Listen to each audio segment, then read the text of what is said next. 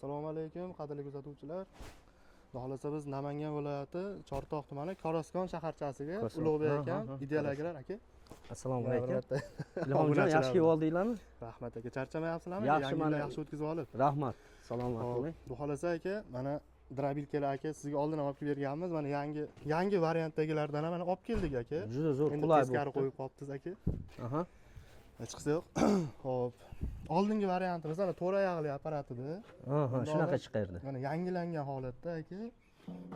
3 oyoq, og'zi katta. Mana setkalarni hozir sizga tushuntirib qo'yamiz aka, qanaqa qo'yish kerakligini. Tezroq chiqazar ekan bu safargis, ha? Bular aka tezroq chiqaradigan holatda bo'ldi. Zo'r bo'libdi. Xo'p, meshalkalar ham aka mana o'tgan safargidan farqicha boshqacharoq aka. Mana solishga ham oson bo'libdi. Solishga ham pastroq bo'libdi.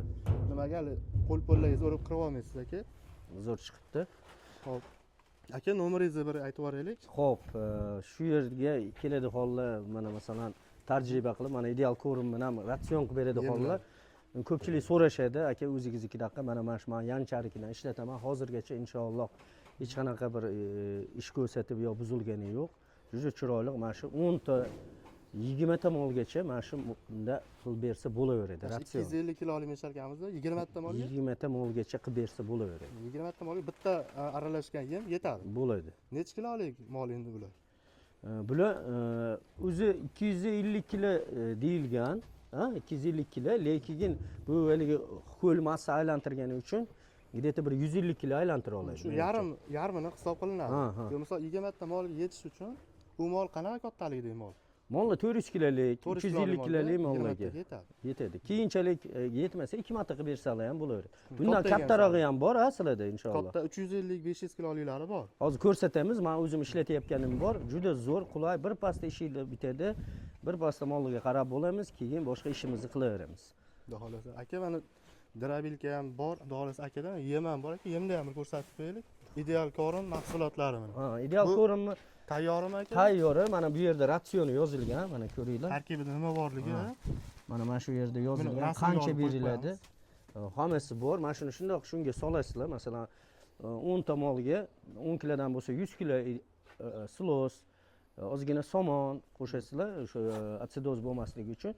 Albatta bundan o'rtacha 2 kilodan bo'lsa 10 ta molga 20 kilo ideal ko'rimni solasizlar, bitta aylantirib mol oldiga solib qo'yasizlar, bo'ldi.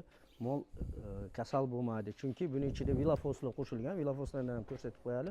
O'zining vitaminlari. Vitaminlari mana tayyor, shu vilafos qo'shiladi bu yem ichida. Manaqa kalsiylarimiz bor. Manaqa suvda yaxshi hazm bo'lish uchun manaqa chayniy suvda qo'shiladi. Bu natriy bikarbonat. Tayyor, bu kim xohlasa tayyor. Shu hamma vitaminlar qo'shib bittasiga jam bo'lgan tayyor yem. Tayyor yem. Bu hammasi ilm bilan tuzilgan. Buning ichidagi ozuqalar, ya'ni o'sha makka, arpa, qasin, sudurlar sekinroq hazm bo'ladigan, ba'zilari sekin tez hazm bo'ladigan qilib turib, kombinatsiya qilib tayyorlangan yem. Bu Germaniya usulida tayyorlangan, bu yerda yozib qo'yilgan ekologik toza yem, hech qanaqa bunga faqat vitamin qo'shilgan. Bu vitamin nima deyilsa, o'sha biz molni boylab boqqanimizdan keyin albatta o'sha yetishmagan moddalarni yetkazib berib turishimiz kerak. Bo'ldi. Aka, hozir nargi fermani ko'ramiz. Bitta ham video qilib bo'ldi, yaxshi bo'ldi. Qanov men tayyorlayotganim qanaqa ishlarni ko'rib ko'rsatib ketamiz. Ko'pchilik uchun foydali bo'ladi, albatta ko'rib olasiz. Xudo xolasa aka, rahmat, sog' bo'ling.